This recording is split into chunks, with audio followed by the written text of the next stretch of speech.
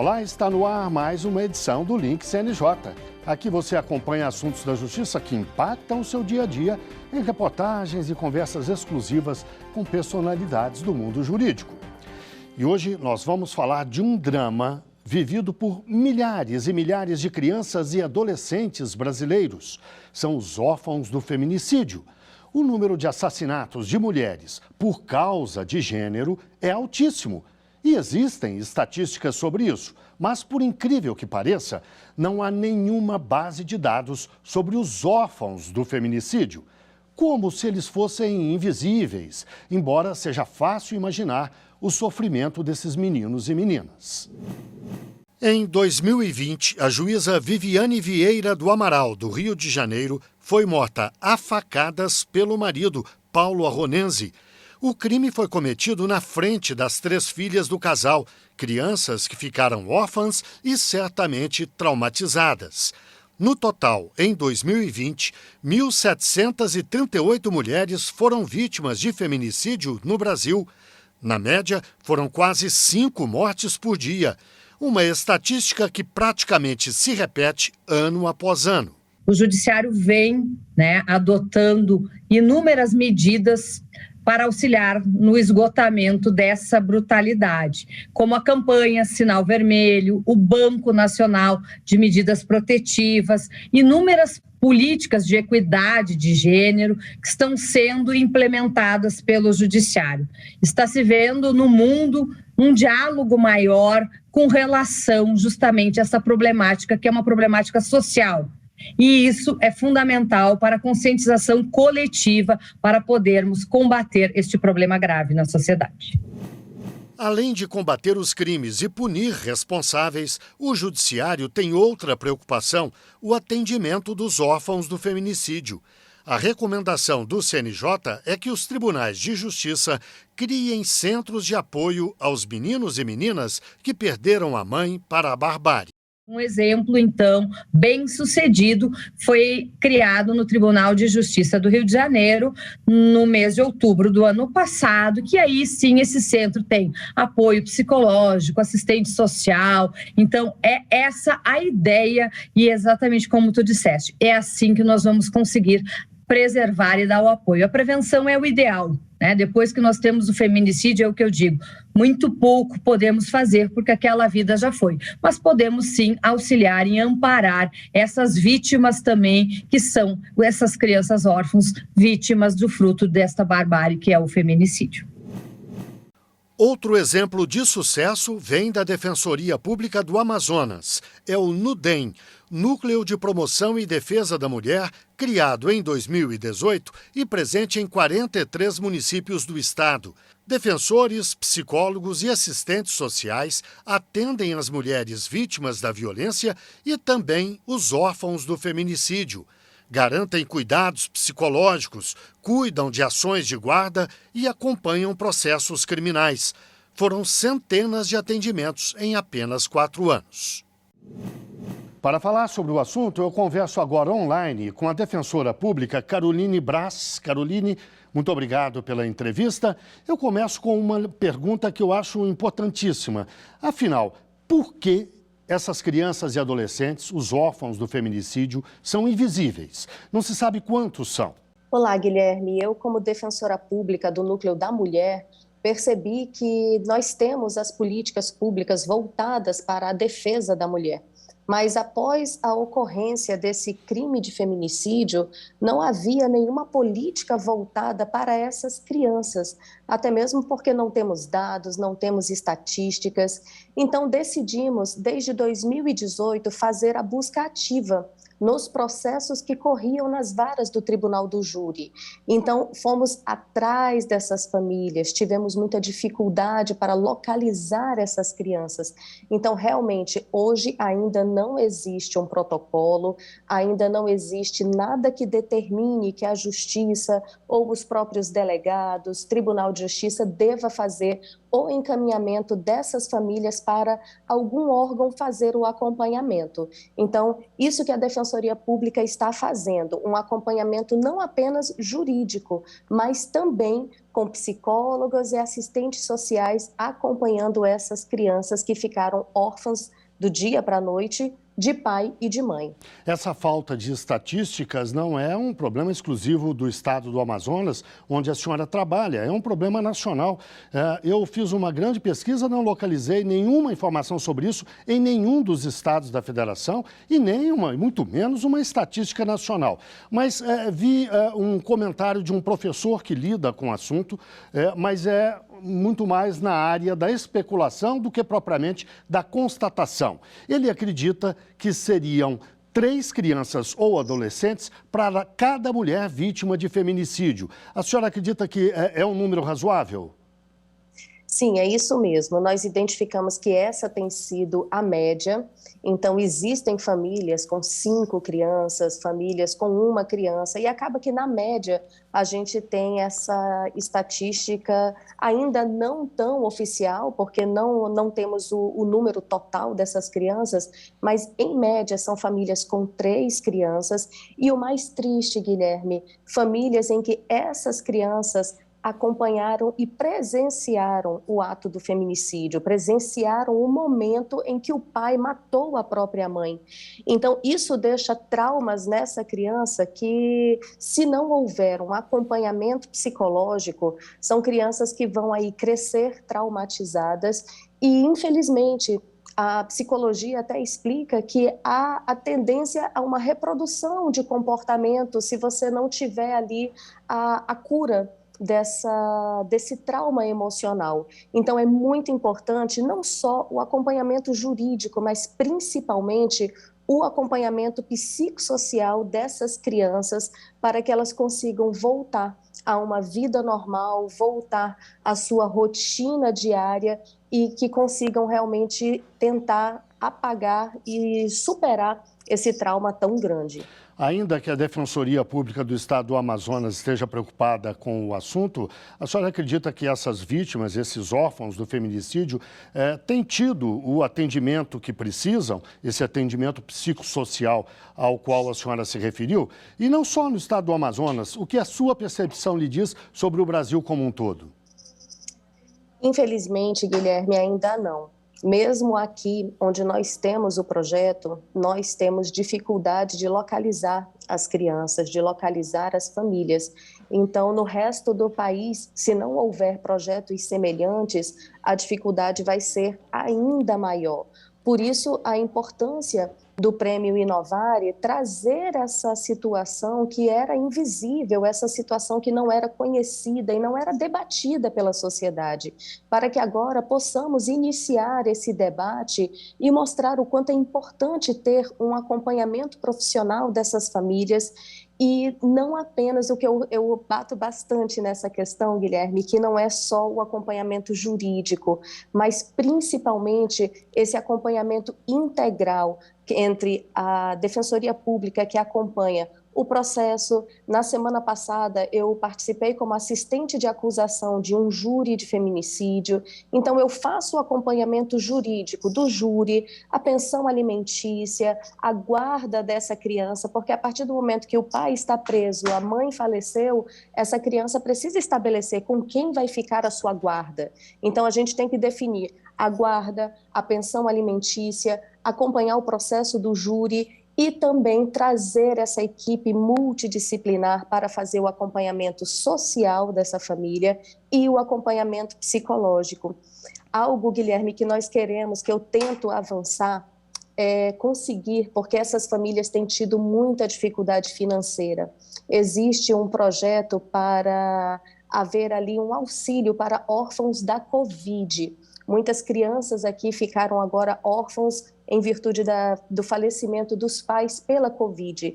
E seria a tentativa de nós colocarmos também um projeto para que os órfãos do feminicídio tivessem ali um auxílio financeiro para que essas famílias conseguissem retomar as suas vidas. Então, é algo que nós ainda pensamos em avançar, é um passo a mais para poder melhorar a vida dessas famílias. A senhora citou o prêmio Inovar e quem ganhou o prêmio foi a Defensoria Pública do Estado do Amazonas. A senhora pode explicar melhor em que circunstâncias, como foi o prêmio? Sim, foi muito bom. A Defensoria Pública, ela iniciou esse processo em 2018 e foi o momento em que nós conseguimos trazer para o núcleo essa equipe multidisciplinar. Então, conseguimos trazer assistente social, psicóloga, para acompanhar especificamente o projeto dos órfãos do feminicídio. Então, de lá para cá, estamos acompanhando essas famílias e tivemos já um resultado muito positivo em crianças que não estavam conseguindo dormir, crianças que tinham dificuldade para ir à escola e que, após esse acompanhamento, hoje estão conseguindo levar uma vida normal. Então, esse resultado foi muito positivo e, a partir daí, fizemos a inscrição da prática no Prêmio Inovare e tivemos a felicidade de alcançarmos aí a vitória no prêmio, mas a maior vitória deste prêmio é possibilitar uma conversa como a que a gente está tendo hoje, que vai despertar em várias pessoas essa situação que era invisível. Essas crianças, elas não tinham ninguém por elas, elas estavam na completa invisibilidade. Então, a maior vitória do Prêmio Inovare é trazer e tirar essas crianças dessa invisibilidade. Bem, essas crianças, muitas vezes, depois da tragédia familiar, acabam, como a senhora disse, com avós, com tios, mas muitas vezes acabam também com o próprio agressor, com o pai, com a pessoa que matou a mãe daquela criança ou daquele adolescente. Essa me parece uma situação completamente inadequada. É assim que a Defensoria enxerga? E como é que se age nesse caso? Sim, aconteceu essa situação e também aconteceu, às vezes, de o pai matar a mãe e a pensão que essa mãe teria, o pai ficar recebendo o benefício previdenciário, a pensão previdenciária, o próprio assassino recebendo esse recurso. Então, são situações que foram identificadas no acompanhamento deste projeto, por isso a necessidade da intervenção da Defensoria para a definição da guarda dessas crianças, que o ideal é que essa criança fique com um parente mais próximo, mas essas crianças estavam traumatizadas e não queriam realmente esse acompanhamento do pai.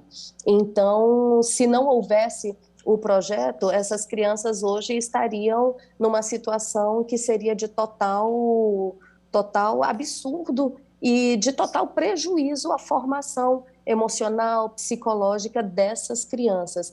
Então, são essas situações que também precisam ser corrigidas, são as situações mais absurdas, mas que realmente, mesmo sem ter tudo isso, essas crianças precisam do acompanhamento, porque o trauma que elas viveram, a desestrutura familiar, depois que isso acontece, as crianças que estão com as avós, a avó tem uma sobrecarga, tanto financeira como emocional. Nós também estamos fazendo o acompanhamento desses familiares, não apenas das crianças, porque quando a gente começa a acompanhar as crianças, percebe que o responsável está extremamente sobrecarregado e, na maioria das vezes, são as avós maternas que acabam acolhendo os netos e assumindo essa responsabilidade pelo cuidado das crianças. Então, é preciso esse olhar geral para acompanhar não só as crianças, mas também esses familiares que estão aí,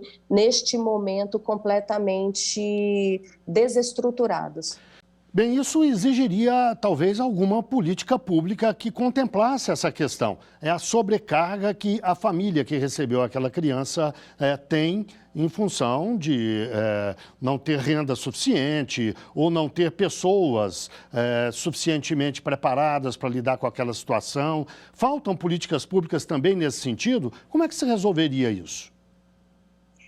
Realmente não existem políticas públicas para cuidar dessas crianças. Por isso, essa proposta de que realmente haja um benefício para essas crianças, para auxiliar que o seu responsável, como eu falo, na maioria dos casos, as avós, tenham condições de poder manter e sustentar essas crianças, até mesmo para poder fazer um acompanhamento psicológico, para poder inseri-las na escola e para facilitar ali as dificuldades que elas estão tendo no seu dia a dia. Então, hoje, inexistem políticas públicas, há a necessidade efetiva de garantir ali um auxílio para que essas crianças possam ter um sustento garantido e, principalmente, que esse acompanhamento psicológico, esse acompanhamento social se torne algo de um protocolo, seja algo que vá acontecer em todos os estados. Isso também como forma de garantir uma política pública de acompanhamento social dessas famílias.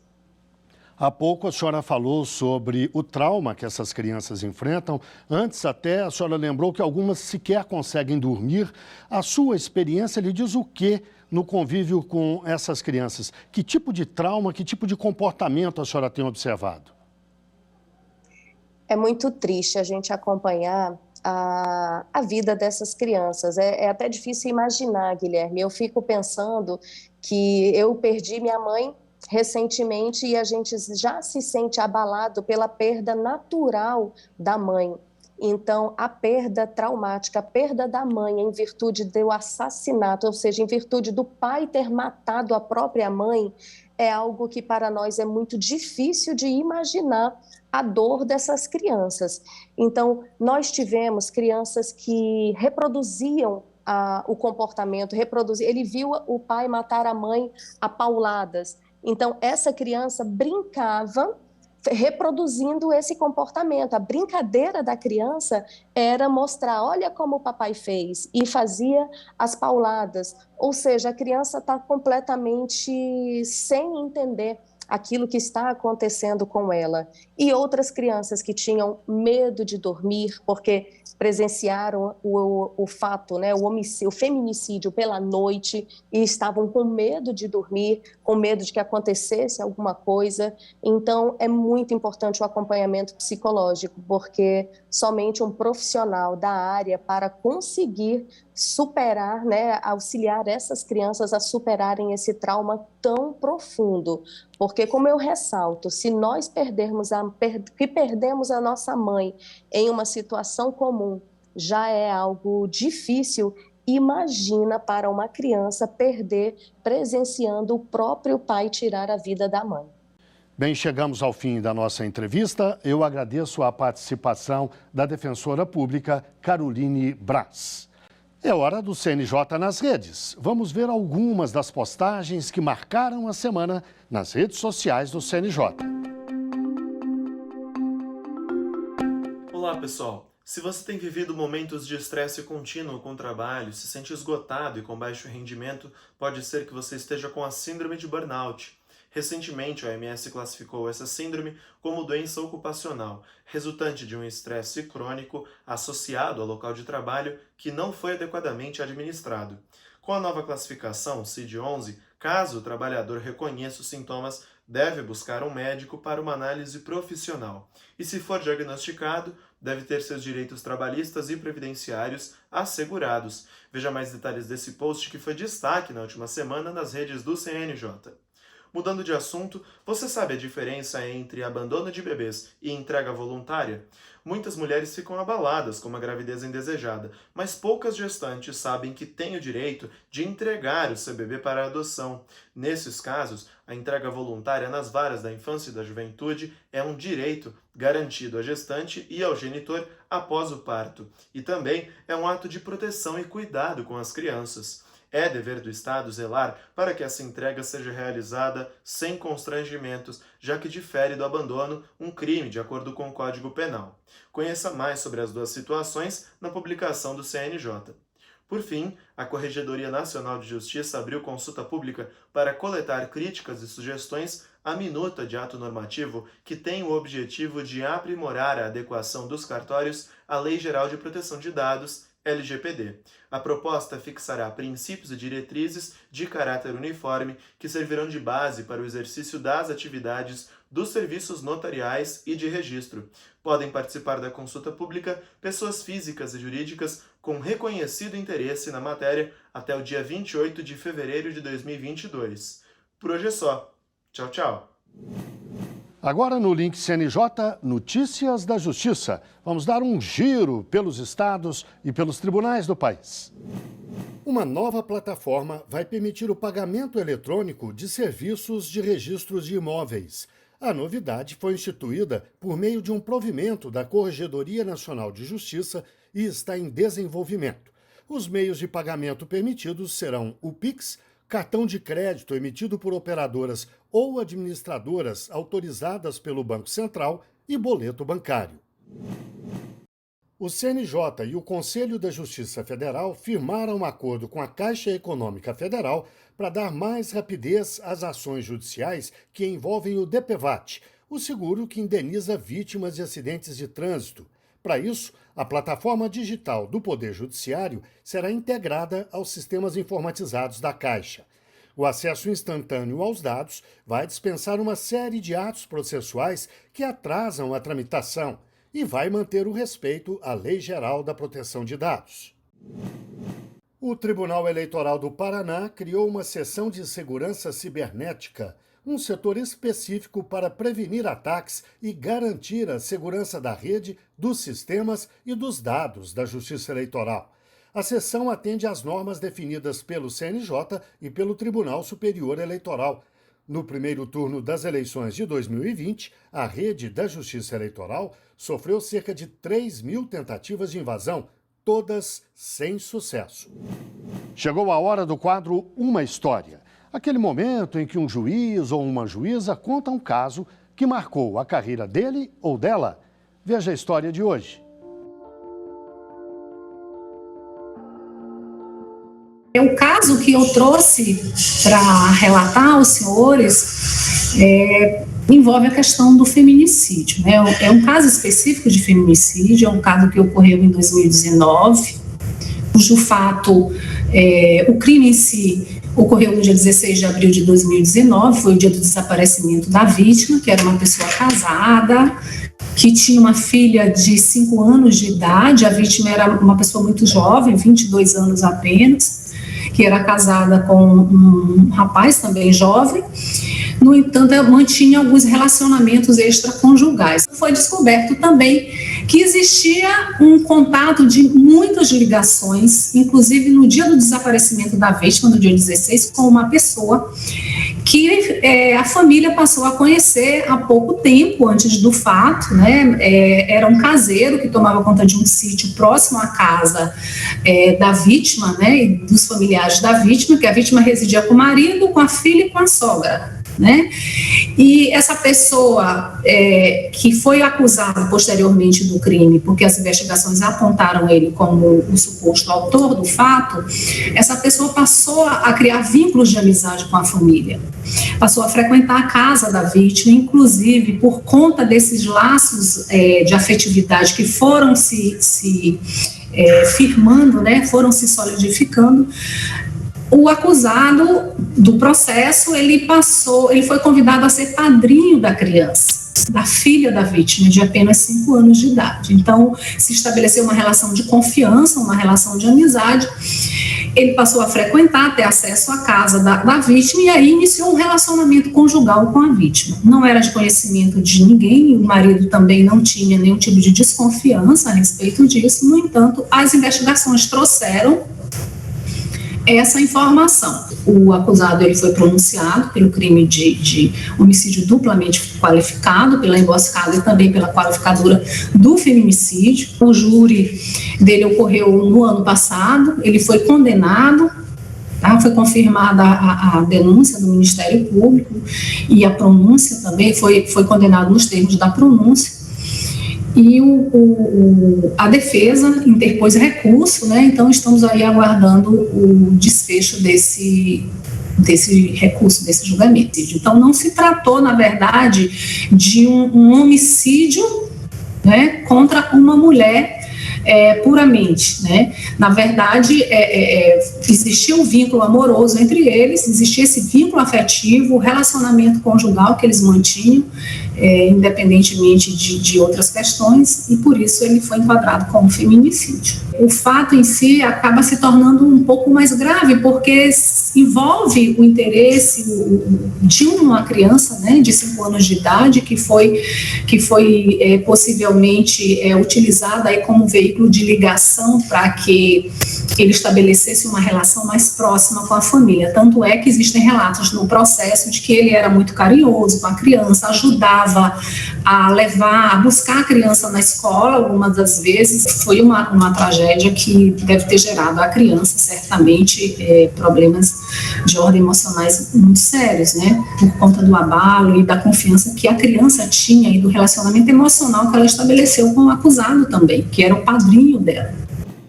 Bem, chegamos ao fim de mais um Link CNJ.